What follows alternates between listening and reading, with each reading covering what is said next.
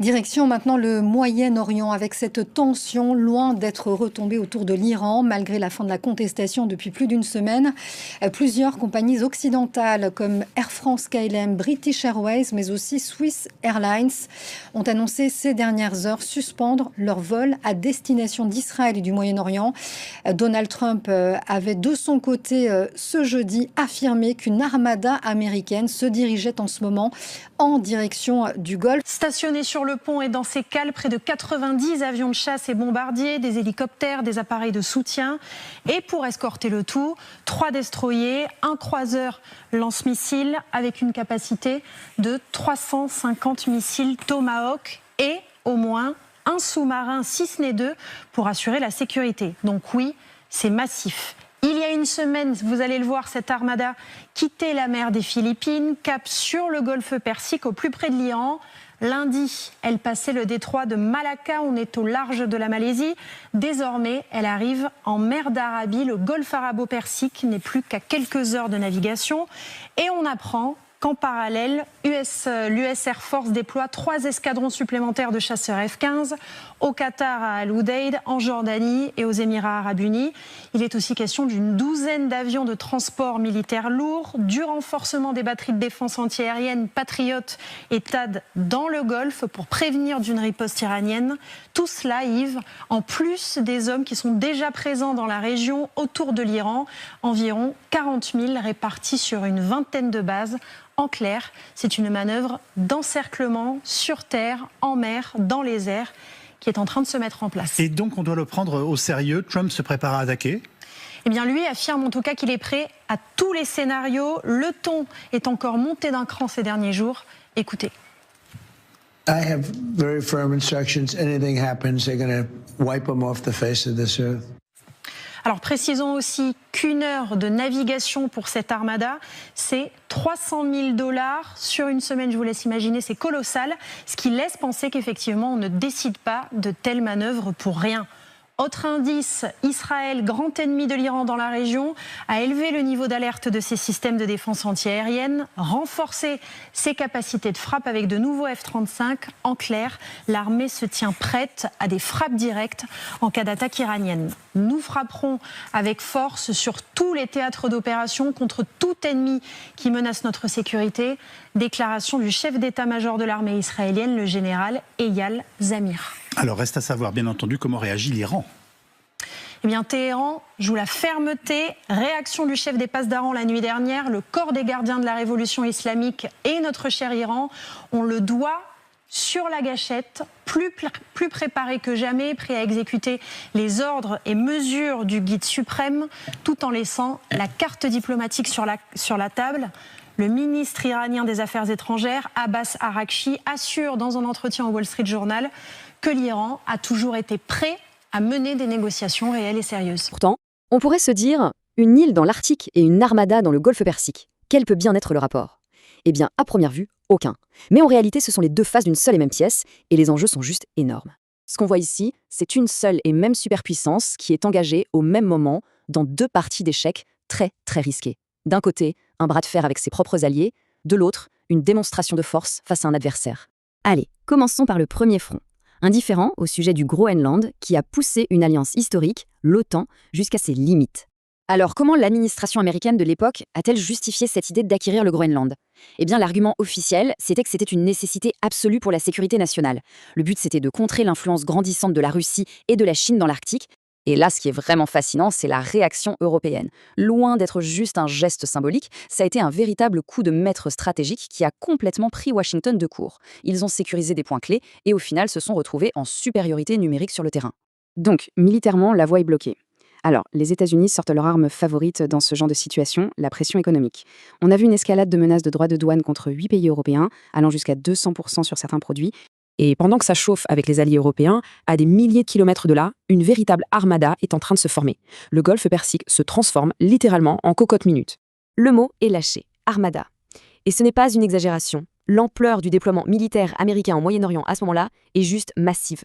Le message envoyé à l'Iran se voulait on ne peut plus clair. Et quand on regarde le détail, ça donne le vertige. On ne parle pas d'une petite patrouille, on parle du porte-avions USS Abraham Lincoln, long comme 3 terrains de football, avec 90 avions de combat à son bord, Ajoutez-y des destroyers, des chasseurs F-15 basés tout autour, des systèmes de défense antimissiles. Bref, ce n'est pas une mission de surveillance, c'est une posture d'encerclement. En fait, cette stratégie a un nom, la dissuasion coercitive. L'idée, c'est de créer un dispositif militaire si puissant et si prêt à frapper que la décision politique d'attaquer peut être prise à n'importe quel moment, sans le moindre délai. C'est un peu comme dire « fais ce que je veux » ou « j'appuie sur le bouton ». Alors, revenons à notre question de départ. Quel est le lien entre le Groenland et l'Iran? Eh bien, tout s'explique quand on comprend qu'ils sont issus du même manuel. C'est une stratégie de pression maximale pour obtenir des résultats politiques. Et ce tableau le résume parfaitement. On voit exactement les mêmes tactiques utilisées, que ce soit contre des alliés ou contre des adversaires. La pression économique, des menaces de droits de douane pour les Européens, des décennies de sanctions pour l'Iran. La posture militaire, une rhétorique d'annexion d'un côté et un déploiement naval massif de l'autre. Et même la diplomatie est utilisée pour diviser. Mais attention, il ne faut pas croire que le reste du monde a subi cette pression sans rien faire. Loin de là. On a vu la riposte européenne au Groenland. Et de son côté, l'Iran a aussi sorti son propre jeu, tout aussi sophistiqué. La stratégie iranienne est vraiment un cas d'école. C'est un double jeu parfait. D'un côté, le point de fer, les gardiens de la révolution qui jouent les gros bras pour rassurer en interne. De l'autre, le gant de velours, le ministre des Affaires étrangères qui publie une tribune dans le Wall Street Journal pour parler de respect et de diplomatie. C'est une communication sur deux tableaux incroyablement efficace. Et ça, c'est vraiment le point crucial à comprendre. L'Iran est souvent présenté comme un acteur isolé et affaibli, mais la réalité est bien différente. Comme le montre cette chronologie, le pays a passé des années à se réarmer, de manière méthodique, avec l'aide d'alliés très puissants, comme la Chine et la Russie. Et c'est là qu'on arrive au cœur du problème, au point culminant de ces deux crises. C'est le moment où la force immense d'une superpuissance devient en fait sa plus grande faiblesse. Les analystes appellent ça le paradoxe américain. Qu'est-ce que c'est? Eh bien c'est simple, c'est quand une armée est si puissante qu'elle peut frapper partout dans le monde, mais qu'elle est justement tellement dispersée sur tous ses fronts qu'elle perd sa capacité à agir de manière décisive sur un seul point, sans risquer de tout perdre ailleurs. Et il suffit de jeter un œil à la liste des dossiers brûlants pour comprendre. La guerre en Ukraine, la dissuasion face à la Chine dans le Pacifique, les tensions nucléaires, la sécurité en mer Rouge, l'équilibre des marchés de l'énergie, et par-dessus tout ça, le conflit avec les alliés de l'OTAN au sujet du Groenland et l'épreuve de force avec l'Iran. C'est énorme.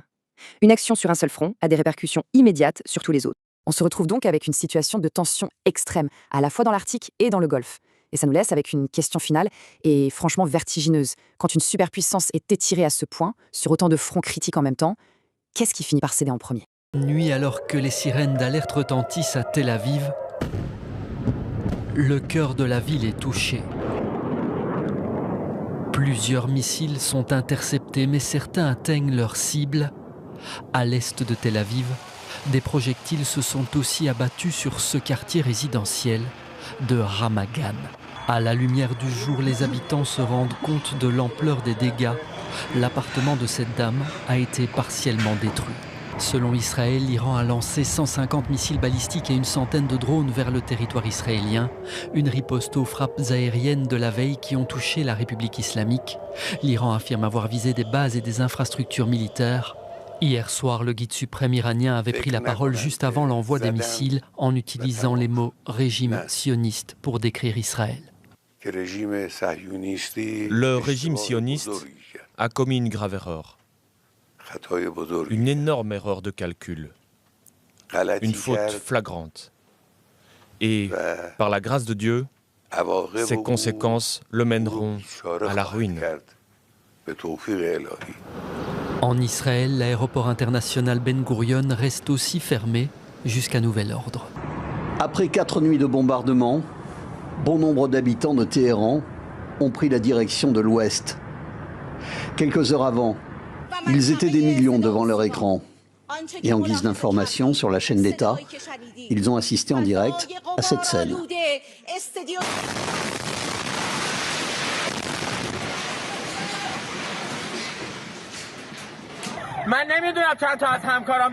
Je ne sais pas combien de mes collègues se trouvaient à l'intérieur. J'étais au premier étage lorsque l'attentat a eu lieu. Je ne sais pas combien de mes collègues sont tombés en martyrs ou ont été blessés. Ils nous avaient dit d'évacuer la zone, mais tout le monde est resté jusqu'au dernier moment pour montrer au monde l'image de la puissance de l'Iran, ce que le régime sioniste ne veut pas.